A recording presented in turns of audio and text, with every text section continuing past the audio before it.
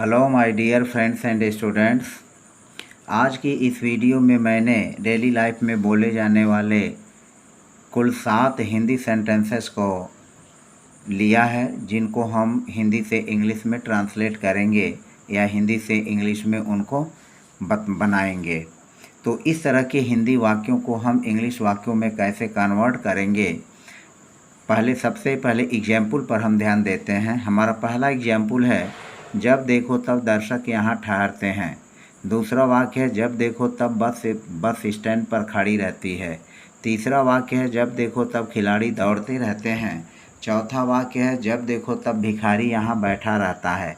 तो इस तरह के वाक्यों को हम अपने डेली लाइफ में बोले जाने वाले इन वाक्यों को कैसे हम हिंदी से इंग्लिश में ट्रांसलेट करेंगे, तो इनको समझने के पहले हम स्ट्रक्चर की बात कर लेते हैं।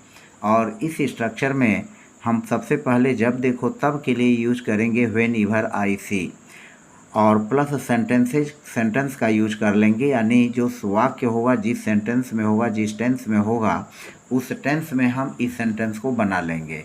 तो सबसे पहले हम लिखेंगे व्हेन एवर आई सी, उसके बाद सेंटेंस।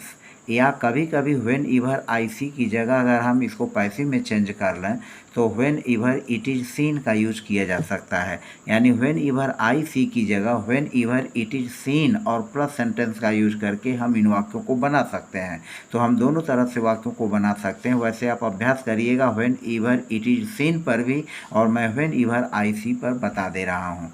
तो फिलहाल आइए चलिए एक एक करके वाक्यों को देखते हैं और इन वाक्यों को हम किस तरह से बनाते हैं। हमारा पहला वाक्य है, जब देखो तब दर्शक यहाँ आते रहते हैं। तो जब देखो तब, तो हम इसको लिखेंगे व्हेन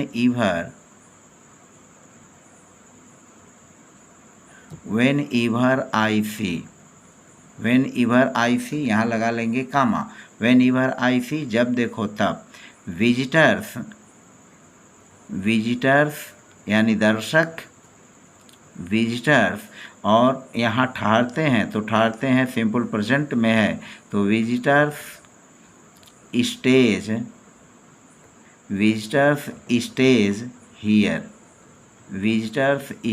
हियर। तो whenever I see visitors stage here, लेकिन विजिटर्स और स्टेज के बीच में हम एक एडवर्ब लगाएंगे, और यह एडवर्ब लगाना ज़रूरी भी है। हम इसको लगाएंगे ऑलवेज को।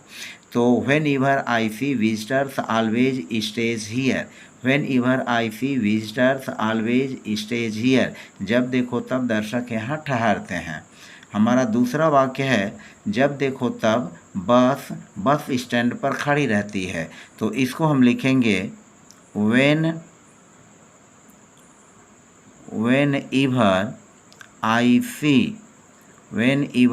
सी बस, तो बस के लिए लिखेंगे दी बस, और खड़ी रहती है, तो यह कॉन्टिन्यूअस में है, प्रेजेंट कॉन्टिन्यूअस में है, तो the bus is.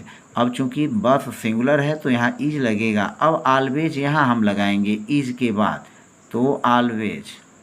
Is am are was were अगर इस तरह से आता है तो is am are was were के बाद ही हम ऑलवेज लगाएंगे।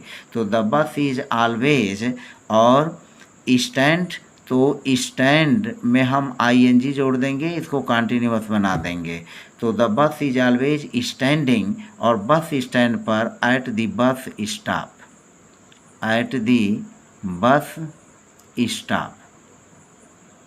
यहाँ बीच में दैट।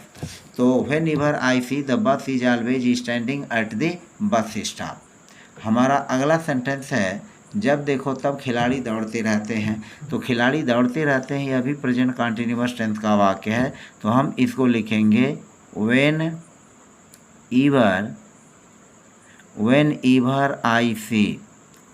एवर आई सी। उसके बाद हम लिखेंगे खिलाड़ी दौड़ते रहते हैं, तो हो जाएगा द प्लेयर्स। चूँकि प्लेयर्स बहुवचन है, प्लूरल है, तो यहाँ हम आर का यूज करेंगे, और यहाँ फिर अगेन लिखेंगे always. The players are always, और उसके बाद यहाँ पर हो जाएगा रनिंग का, तो रनिंग यूज कर लेंगे। Whenever I see the players are always running, जब देखो तब खिलाड़ी दौड़ते रहते हैं। अब यहाँ पर देखें चौथा वाक्य है, जब देखो तब भिखारी यहाँ बैठा रहता था। अब यह पास्ट कंटिन्यूअस टेंस का वाक्य है, तो हम इसको बनाएंगे व्हेन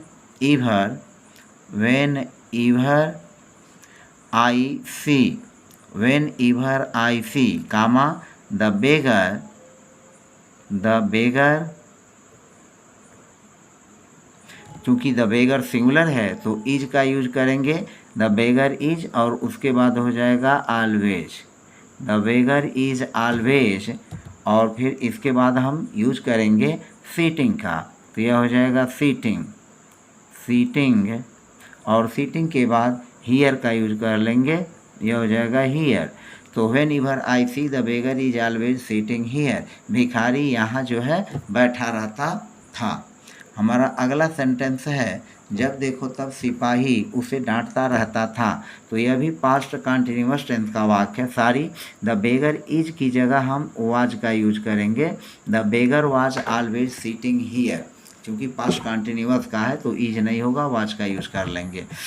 तो जब देखो तब सिपाही उसे डांटता रहता था, तो व्हेन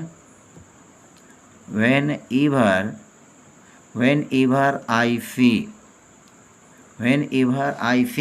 जब देखो तब सिपाही उसे डांटता रहता था। व्हेन एवर आई सी, जब देखो तब सिपाही उसे डांटता रहता था। द पुलिस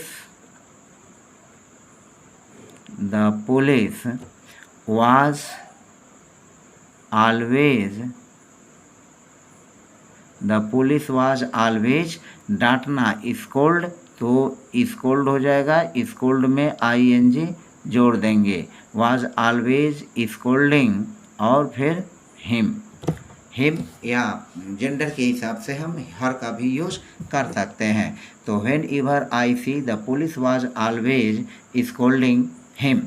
फिर हमारा अगला वाक्य है, जब देखो तब तुम पढ़ते रहते हो। तो यहाँ पर हम बनाएंगे व्हेन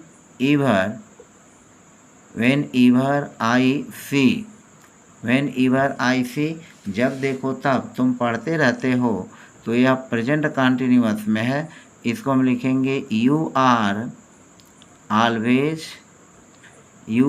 ऑलवेज, और फिर रीड में ING जोड़ देंगे, you are always reading. Whenever I see you are always reading, जब देखो तब तुम पढ़ते रहते हो। फिर सातवां वाक्य है, जब देखो तब रसायनज्ञ प्रयोग करता रहता है। तो इसको हम लिखेंगे when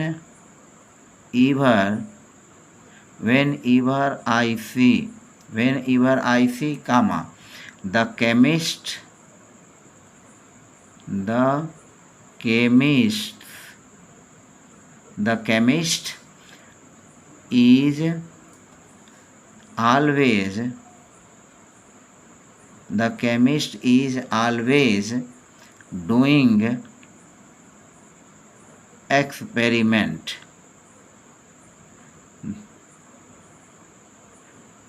is always doing experiment. तो whenever I see the chemist is always doing experiment, जब देखो तब रसायनज्ञ प्रयोग करता रहता है। हम the chemist is always doing experiment की जगह the chemist is always experimenting भी यूज कर सकते हैं। डूइंग न लिख करके एक्सपेरिमेंट में ING जोड़ देंगे।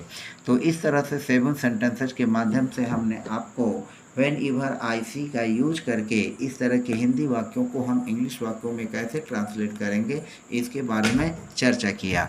तो फिलहाल आज की वीडियो में बस इतना ही। मिलते हैं नेक्स्ट वीडियो में नए टॉपिक के साथ।